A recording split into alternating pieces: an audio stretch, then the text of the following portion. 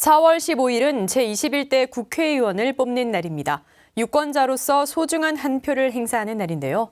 우리 군 장병과 공직자들이 알아야 할 선거 절차를 비롯해 이들이 지켜야 할 정치적 중립 준수 등에 대해 알아보는 시간 마련했습니다.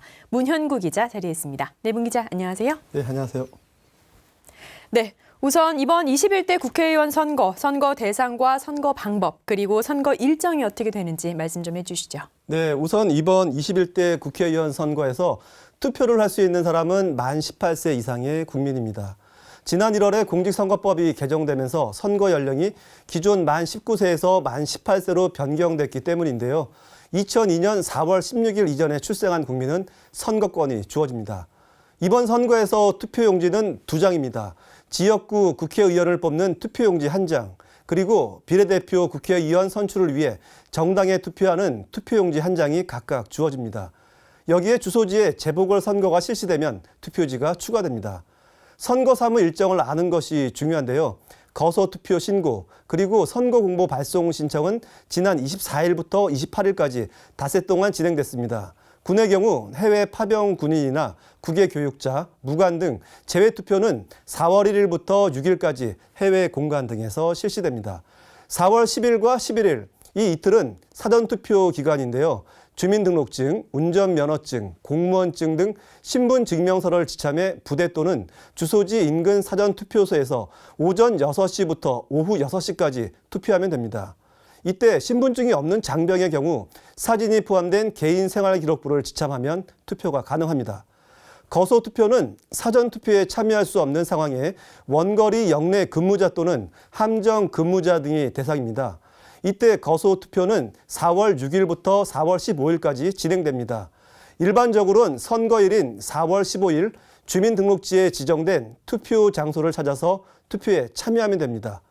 여기서 우리 군뿐만 아니라 공직자들이 반드시 지켜야 할 사항이 있는데요.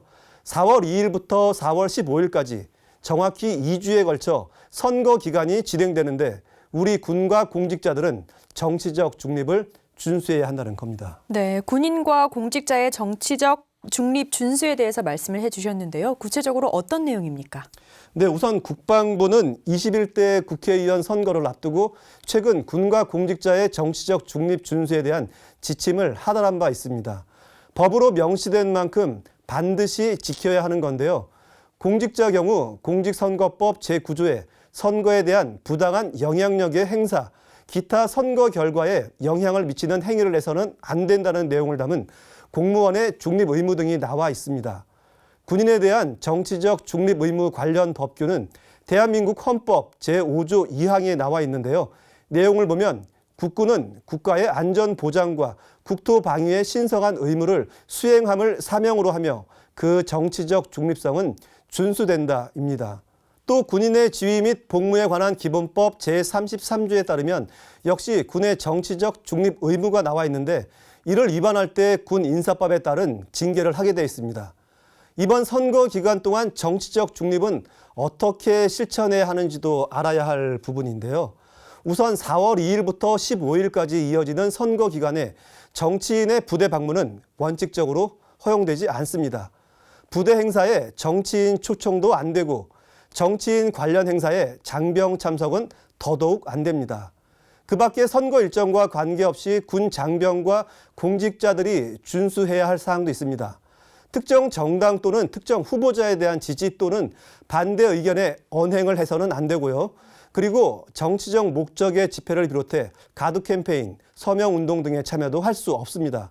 아울러 인터넷과 SNS 전화 등을 이용한 특정 정당 지지 또는 비방 행위도 금지 사항입니다. 네, 그렇다면 SNS 등과 같은 사이버상에서 정치적 중립을 지키기 위해서는 어떤 점을 유의해야 하는지 좀 자세히 설명을 해주시죠. 네, 이 정치적 중립과 관련해 위반 우려 가능성이 많은 게 이 부분으로 지금 꼽히고 있습니다.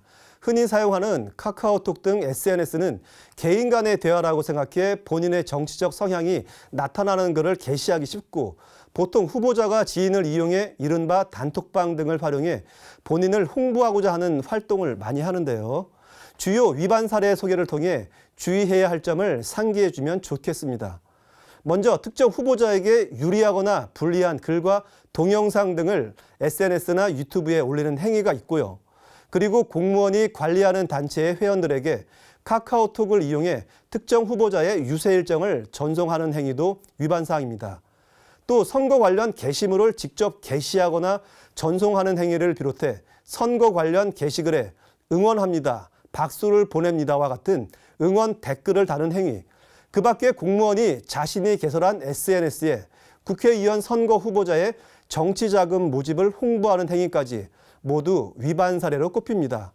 이러한 행위들이 적발될 경우 공직선거법을 비롯해 정당법, 정치자금법, 그리고 군형법 규정에 따라 징역 또는 벌금에 처해지고 심할 경우에는 파면까지 될 수 있습니다. 네, 정치적 중립을 지키기 위해서 이러한 사항들을 반드시 명심해야겠습니다. 끝으로 이번 국회의원 선거는 코로나19 가운데 진행이 되는데요. 그만큼 투표할 때 알아둬야 할 내용이 있을 것 같은데 어떤 내용들이 있습니까? 네, 먼저 거소투표 신고 기간이었던 지난 24일부터 28일 안에 확진 판정을 받았다면 거소투표가 가능한데 그 이후에 확진 판정을 받았을 경우엔 병원 격리자를 비롯해 자가격리, 부대 격리자 모두 거소투표를 할 수 없습니다. 또 보건당국 기준 의심 환자도 거소투표와 4월 15일 선거일 투표 모두 할 수 없습니다. 아울러 국방부 예방적 격리자 경우에도 현행법상 거소투표는 할 수 없습니다.